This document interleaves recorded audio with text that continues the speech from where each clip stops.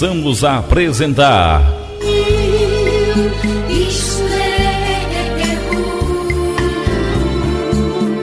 a leitura comentada da Palavra de Deus.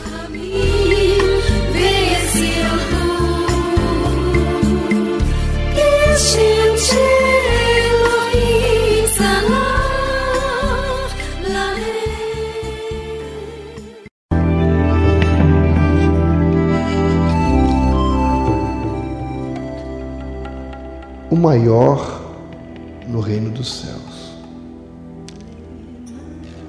Leitura comentada, Evangelho de Mateus, capítulo 18, a partir do verso 1. Assim nos diz a palavra do Senhor. Naquela mesma hora, chegaram os discípulos ao pé de Jesus, dizendo: quem é o maior no reino dos céus? E Jesus, chamando uma criança, a pôs no meio deles e disse: em verdade vos digo que se não vos converterdes e não vos fizerdes como crianças, de modo algum entrareis no reino dos céus. Vamos ao comentário. Jesus usou uma criança para ajudar os seus egocêntricos discípulos a entenderem um assunto sobre quem era o maior no reino de Deus. Irmãos, nós não devemos ser imaturos como os discípulos, fazendo perguntas sobre assuntos sem importância, mas devemos ter a humildade e a sinceridade de um coração de criança. Será que estamos sendo, por muitas vezes, nas nossas atitudes, imaturos ou infantis? No verso 3 e 4 ele diz: se não vos converterdes e não vos fizerdes como crianças.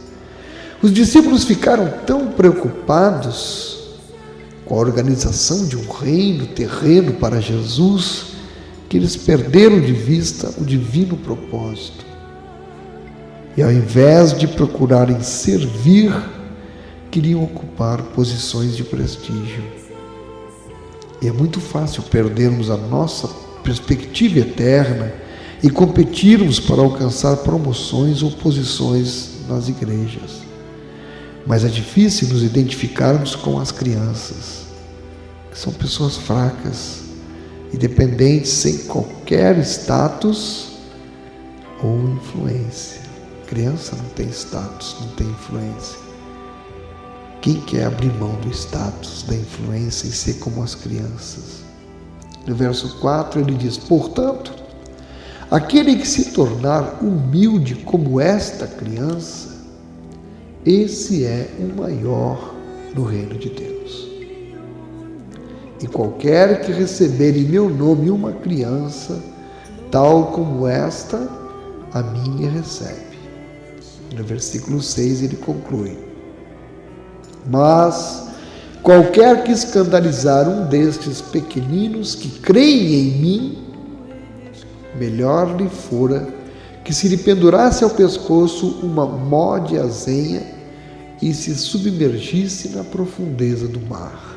O que é uma mó de azenha? É uma pedra redonda que usavam para... uma pedra muito grande, redonda, com um furo no meio, que ela servia para trabalhar no moinho.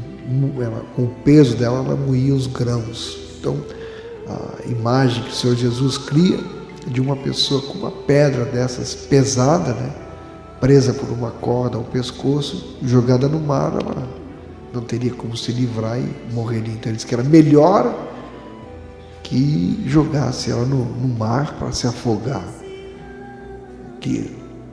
do que escandalizar uma dessas crianças, uma dessas pessoas puras.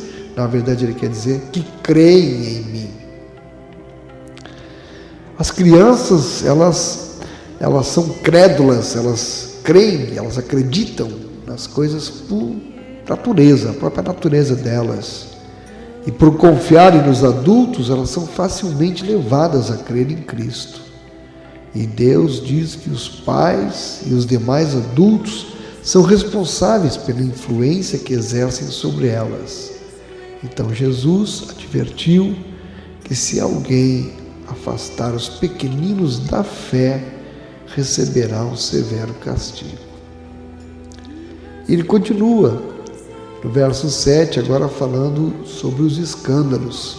Ele diz: ai do mundo por causa dos escândalos, porque é mister que vem escândalos, mas ai daqueles homens por quem o escândalo vem. É natural, é normal, é aceitável até que venha os escândalos, é previsível, mas ai daquele homem por quem o escândalo vem. Aqui Jesus preveniu os discípulos sobre duas maneiras de fazer os outros cometerem pecados. Por meio da tentação, nos versos 7 até o 9, ele continua: portanto, se a tua mão ou teu pé te escandalizar, corta-o e atira-o para longe de ti. Melhor te é entrar na vida coxo ou aleijado, do que tendo duas mãos ou dois pés, seres lançado no fogo eterno. E se o teu olho te escandalizar, arranca-o e atira-o para longe de ti. Melhor te é entrar na vida com um só olho, do que tendo dois olhos, seres lançado no fogo do inferno. Então, ele nos alerta aqui primeiro com relação às tentações. E do 10 ao 14 ele vai falar da negligência ou da depreciação.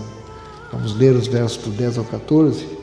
Ele diz: vede, não desprezais algum destes pequeninos, porque eu vos digo que os seus anjos no céu sempre veem a face de meu Pai que está nos céus. Porque o Filho do Homem vem salvar o que se tinha perdido. Jesus diz: que vos parece? Se algum homem tiver 100 ovelhas e uma delas se desgarrar, não irá pelos montes, deixando as 99 em busca da que se desgarrou? E se porventura a acha, em verdade vos digo que maior prazer tem por aquela do que pelas 99 que se não desgarraram. Assim também não é a vontade de vosso Pai que está nos céus que um destes pequeninos se perca. Aleluia. Nós vemos então que, como líderes, nós devemos ajudar os jovens, os novos crentes, a evitar qualquer coisa ou pessoa que possa fazê-los tropeçar na fé e levá-los ao pecado. Nunca devemos nos descuidar da educação espiritual, da proteção para com aqueles que são jovens em idade ou novos na fé. Nós devemos, sim, remover as pedras de tropeço que nos fazem pecar. E isso não quer dizer que devamos mudar ou mutilar o nosso corpo. Para a igreja, isso significa que qualquer pessoa, programa ou ensino que seja uma ameaça ao crescimento espiritual do corpo deve ser eliminado. Para o cristão, significa que qualquer relacionamento, prática ou atividade que o leve a pecar deve ser imediatamente interrompido. Jesus disse que é melhor ir para o céu com uma só mão do que para o inferno com as duas mãos. O pecado, irmãos, afeta mais do que as nossas mãos. Ele abala a nossa mente e o nosso coração. Por fim, assim como o pastor fica muito preocupado com uma ovelha perdida e vai procurá-la nas montanhas, Deus também está preocupado com cada ser humano que criou, não querendo que alguns se percam, senão que todos venham a arrepender-se. Se você que me ouve estiver em contato com crianças de sua vizinhança que precisem de Cristo, conduza essas crianças a Jesus com o seu exemplo, com as suas palavras e com os seus atos de bondade. Que o Senhor esteja aplicando a porção da sua palavra em nossos corações. em nome de Jesus.